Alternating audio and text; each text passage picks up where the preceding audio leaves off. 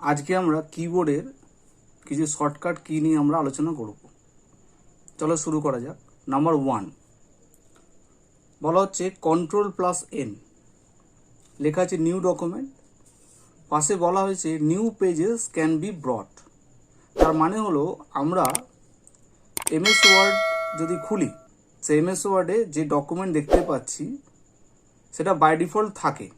এবার যদি আমরা নতুন কোনো পেজ আনতে চাই, সেই যে ডকুমেন্ট খোলা আছে সেই ডকুমেন্ট ছাড়া আরেকটা যদি অন্য কোনো নতুন পেজ বা ডকুমেন্ট ওপেন করতে চাই নতুনভাবে, তখন আমরা কিবোর্ড থেকে Ctrl+N যদি প্রেস করি, মানে কন্ট্রোল বটনটা টিপে রেখে এবং পাশে এন যে নাম্বার, এই এন যে কি আছে সেই কিটাকেও আমরা প্রেস করলে দুটো একসঙ্গে, তখন নতুন পেজ একটা খুলবে।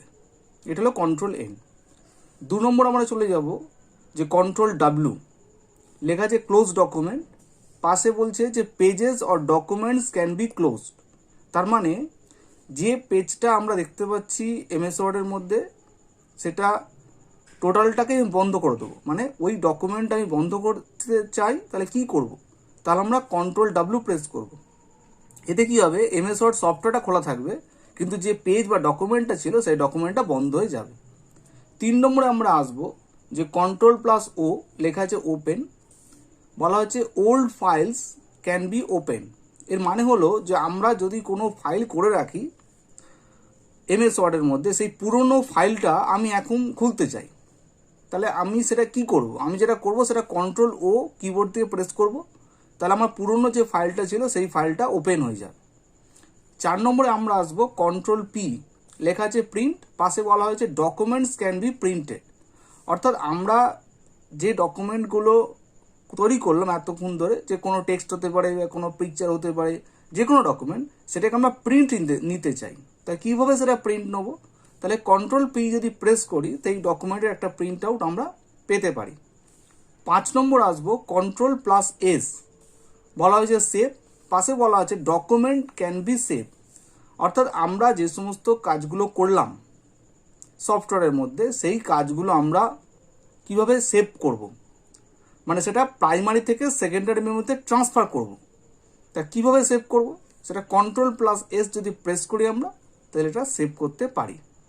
6 নম্বরে আমরা আসবো Ctrl+Z, লেখা আছে আনডু, পাশে ব্যাখ্যা দেওয়া আছে যে if something is added to the document by mistake the document can be restore to its previous state.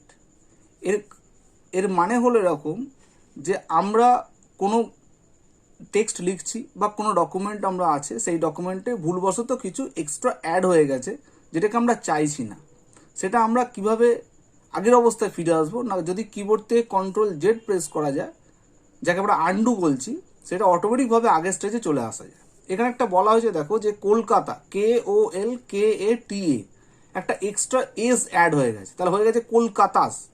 সেটাকে আমি রাখতে চাইছি কলকাতা, তাহলে আমি এসটাকে না মুছে আমি যদি Ctrl+Z করে দিই, তা সেটা অটোমেটিকভাবে কলকাতা লেখা হয়ে যাবে। দেখো পাশে লেখা আছে KOLKAT, আর টিক চিহ্ন দেওয়া আছে, মানে কলকাতা এসটা এস ভুল পড়ে গেছিলো, এখন সেটা টিক আউট যেটা আছে সেটা Ctrl+Z করার পরে সেটা সম্পূর্ণ কলকাতা লেখাটা হয়ে গেল। এটা হলো আনডু। এই 7 নম্বরে দেখতে পাচ্ছি Ctrl+Y রিডু, পাশে ব্যাখ্যা কি দিয়েছে না the document that was corrected at the moment can be restored to its previous state। এটা হচ্ছে মানে Ctrl+Z আনডু, তার উল্টোটা হচ্ছে রিডু। এখানে দেখা হচ্ছে যে ডকুমেন্টটা এই মুহূর্তে কারেকশন করা হলো, অর্থাৎ কলকাতার যে এসটা ছিল সেটাকে পরিবর্তন হয়ে কলকাতা হলো, যেটা ভুলবশত হয়েছিল। এখন রিডু যেটা আছে Ctrl+Y, সেটা বলতে চাইছি যে না, আমার আগেরটাই ভালো ছিল, আমাকে এক্ষুনি সেটা ফেরত দাও।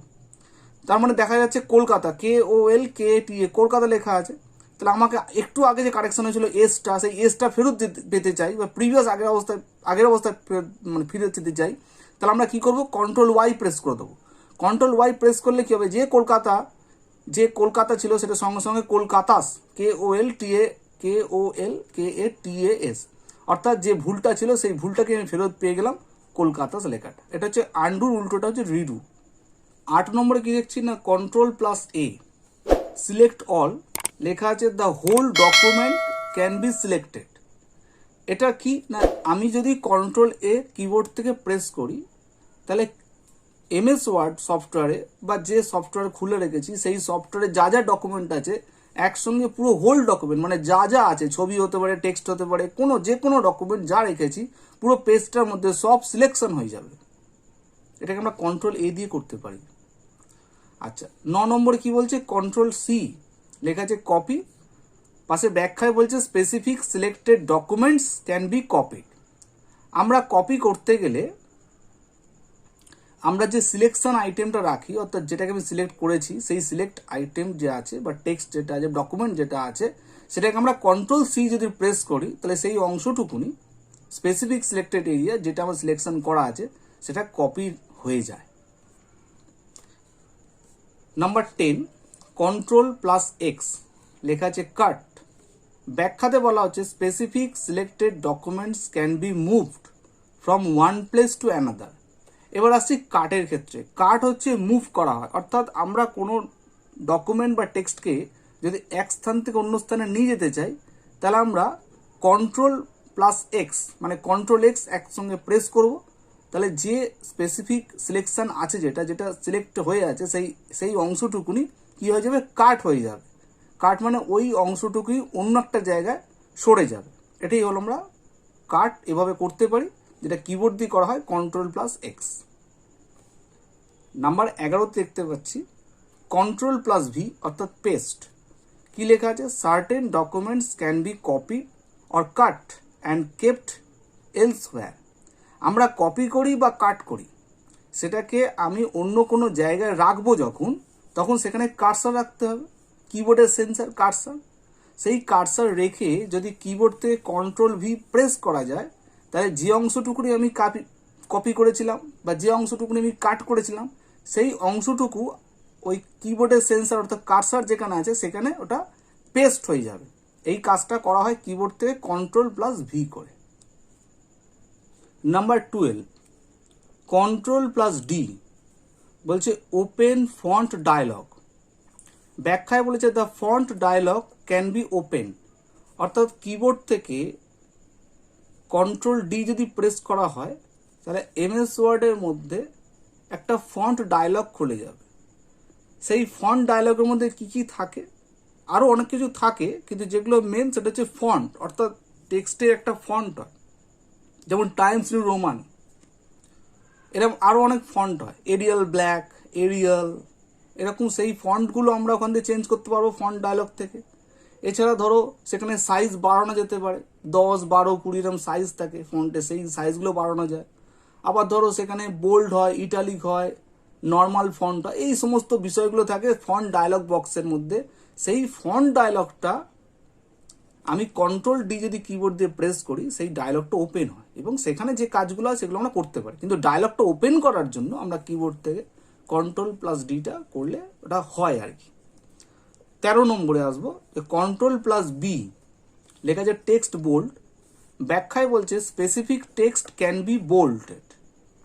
তাহলে আমি দেখতে পেলাম যে যদি আমি কন্ট্রোল বি প্রেস করি তাহলে যে টেক্সটটা বা যে লেখাটা সিলেকশন হয়ে আছে সেটা কি হবে না, বোল্ড হয়ে যাবে। পাশে আমি দেখিয়েছি এখানে, যেমন দেখো স্কুল লেখা আছে SCHLL স্কুল, সেটা কিভাবে হয়েছে, কন্ট্রোল বি যদি স্কুলটা সিলেকশন করা হয় করে যদি কিবোর্ড থেকে কন্ট্রোল বি প্রেস করি তাহলে কিরকম হয়ে গেছে দেখো, SCHLL, অর্থাৎ লেখাটা কিরকম একটু মোটা হয়ে গেছে, তাকে বলে বোল্ডেড। তারপর আসি 14 নম্বরে, কন্ট্রোল প্লাস আই, লেখা আছে text italic, specific text can be italicized. এটা কি হচ্ছে না, ওই একই রকম বোল্ডের মতো এখানে বোল্ড না হয় ইটালিক হয়ে লেখাগুলো একটু বেঁকে যাচ্ছে। ধরো রানা লেখা আছে, RAN এর রানা, এবার এটাকে সিলেকশন করা হলো, করার পরে আমি যদি কন্ট্রোল আই করে দিই তা সেটা কীরকম হয়ে গেল, একটু বেঁকা মতো হয়ে গেল, যাকে বলে ইটালিক স্টাইল হয়ে গেছে। এটা কন্ট্রোল প্লাস আই করলে এটা পাওয়া যায়। 15 নম্বরে আসা যাক, নাম্বার 15, কন্ট্রোল ইউ, লেখা আছে টেক্সট আন্ডারলাইন। বলা হয়েছে specific text can B underline, অর্থাৎ যে টেক্সটটা আমি লিখব সেই টেক্সটের তলা একটা আন্ডারলাইন আসবে। এটা কন্ট্রোল প্লাস ইউ করলে, ধরো এখানে যেমন ম্যাঙ্গো লেখা আছে, ম্যাঙ্গো সিলেকশন করে আমি কন্ট্রোল ইউ করলাম, তাহলে কি হলো, একটা ম্যাঙ্গোর নিচে একটা আন্ডারলাইন চলে এলো। এই জিনিসটাই হবে। নাম্বার 16, কন্ট্রোল প্লাস আর অ্যালাইন টেক্সট রাইট, বলা হয়েছে the right side of the specified text can B equalised.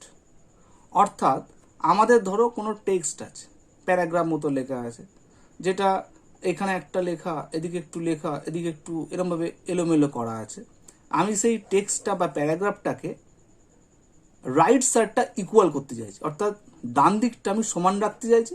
বাঁ দিকে আমার যা কিছু হলো আমার অসুবিধা নেই, কিন্তু ডান দিক যেন সমান হয়। তাহলে আমি কি করব, আমি লেখাটা, যে টেক্সটটা বা যে প্যারাগ্রাফটা আমি করতে চাইবো সেই প্যারাগ্রাফটা সিলেকশন করব।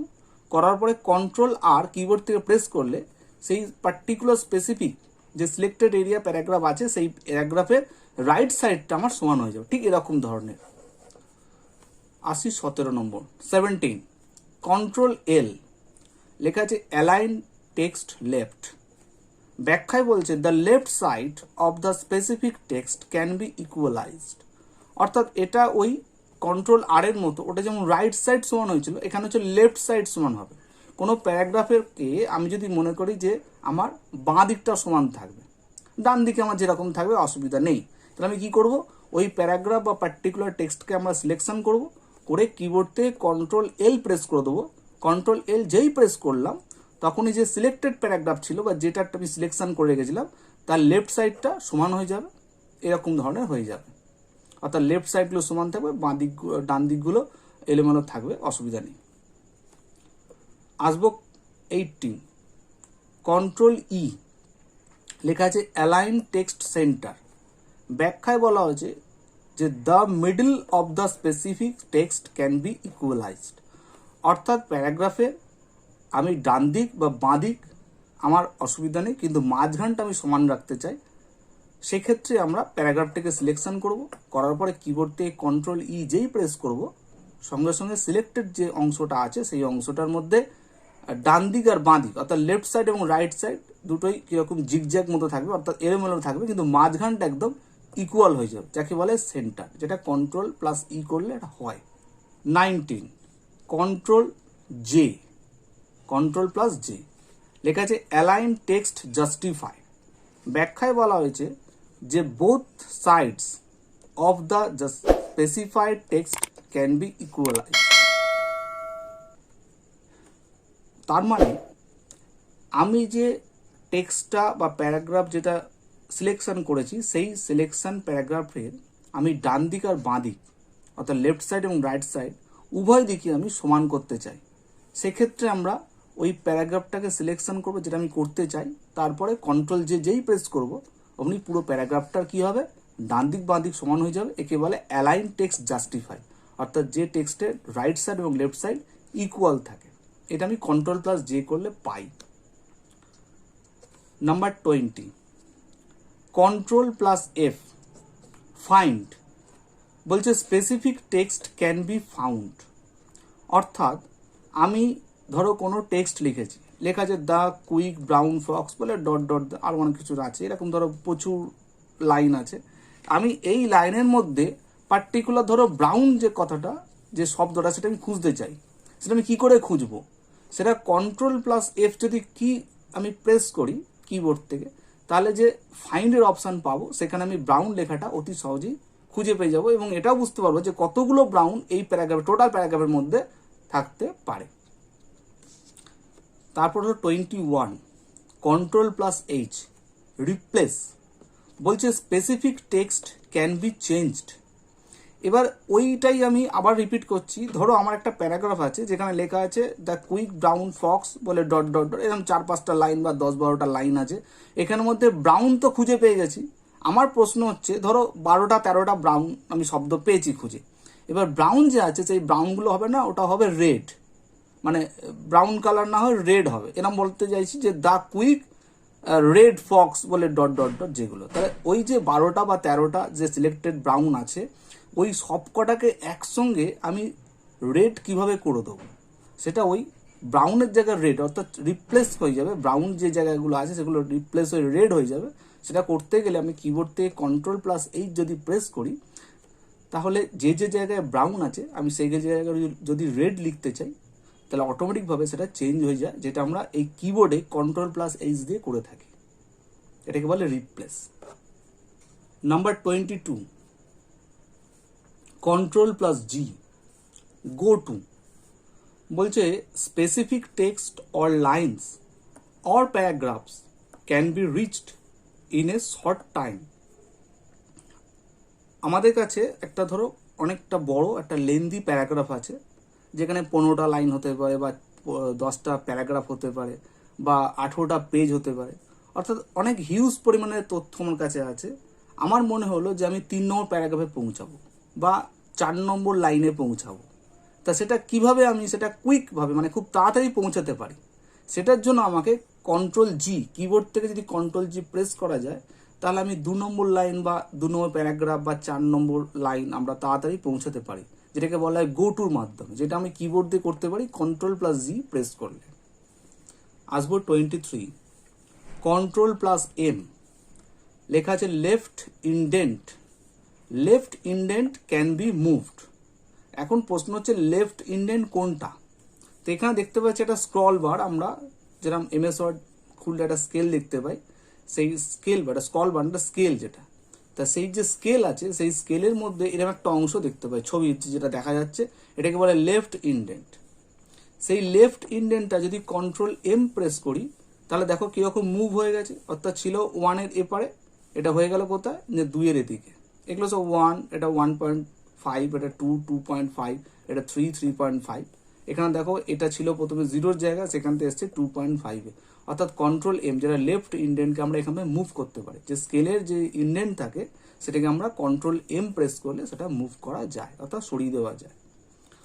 আসবো 24, কন্ট্রোল প্লাস টি। একে বলে hanging indent, hanging indent can B move. অর্থাৎ এখানেও বুঝতে হবে যে হ্যাঙ্গিং ইন্ডেন্ট কোনটাকে বলে। এই যে স্কেল আছে সেই স্কেলের মধ্যে আমরা একটু আগে ইন্ডেন্ট করেছিলাম লেফট ইন্ডেন্ট, তা সম্পূর্ণটাকে লেফট ইন্ডেন্ট বলা হয়।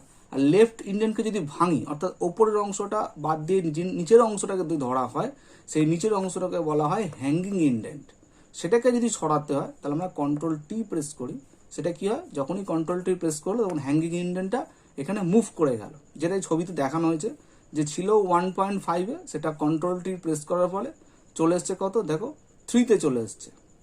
এই যে এখানে 1, এটা 1.5, এটা 2, 2.5, এটা 3, 3.5, তো 4, 4.5। এখানে দেখো লেখা আছে 1, 1.5, 2, 2.5, এই যে 3। তাহলে এখানে ছিল হ্যাঙ্গিংটা, হ্যাঙ্গিং ইন্ডেন্ট মানে 1.5-এ ছিল, সেটা যেই কন্ট্রোল টি প্রেস করা হলো ওটার সঙ্গে সঙ্গে 3-তে চলে এলো। এটা কন্ট্রোল টি প্রেস করলে হ্যাঙ্গিং ইন্ডেন্টকে আমরা মুভ করতে পারি, যেটা কন্ট্রোল টিতে হয়। 25, control plus Q, left indent normal position. বলা হয়েছে যে left indent can be brought to normal position.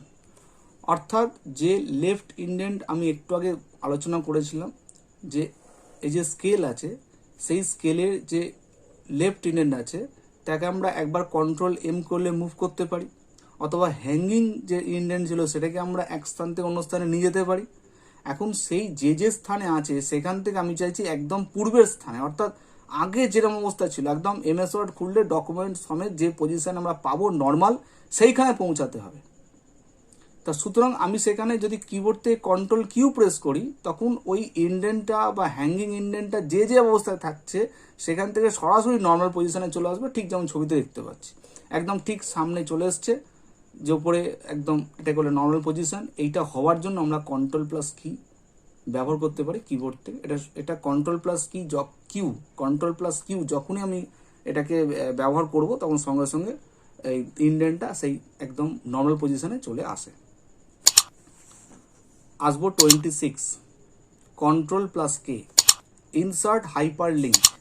কি বলা হয়েছে, যে one text can B linked to another text or document. অর্থাৎ আমি কোনো প্যারাগ্রাফে বা কোনো টেক্সটের কোনো একটা অংশের সঙ্গে আমি অন্য কোনো টেক্সট বা অন্য কোনো ডকুমেন্ট একটা লিঙ্ক করে রাখতে চাই, তখন আমরা কি করব, তখন আমরা কন্ট্রোল প্লাস কে প্রেস করলে সেই লিঙ্কটা করতে পারি।